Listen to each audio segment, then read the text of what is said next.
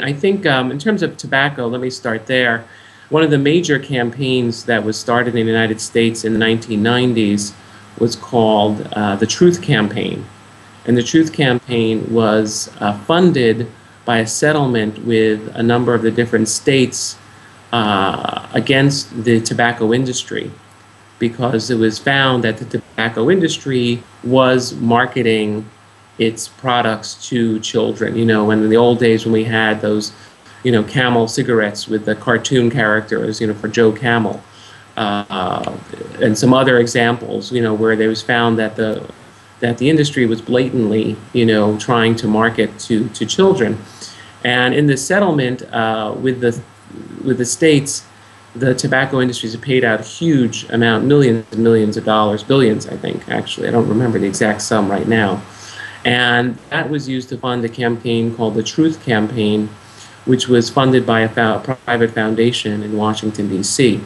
And that campaign, to me, is one of the best that I, as a social marketer and social communicator, is one of the best that I think is out there.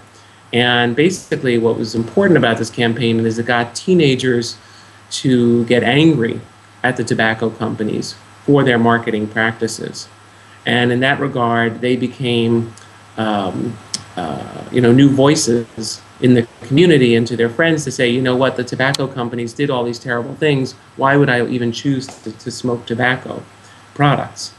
And the campaign was tremendously successful. They spent a lot of money on advertising, on community events, a lot of work with teen groups. They did a lot of research, and they really were able to show a dramatic decrease in the amount of smoking. Unfortunately, over time, their spending, you know, has diminished. I do know that there is a new effort from the federal, U.S. federal government now that is starting a new anti-tobacco campaign, and that's going to be airing, I think, pretty soon.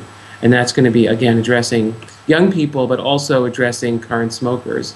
But there's also been a number of campaigns. I know New York City, where I live, has a terrific campaign by the mayor, and the key tenets of that campaign are A, is that they've raised the taxes tremendously on cigarettes, so cigarettes are very expensive.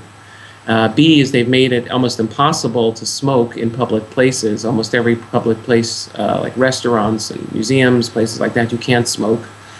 And actually now they've extended that to public parks as well.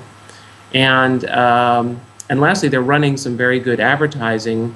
Some of it's a little bit on the frightening side about the impacts of tobacco. But they also offer tools for people who want to quit. So you can get a patch and other tools and learn, you know, ways that you can quit smoking. So it's been a very effective campaign.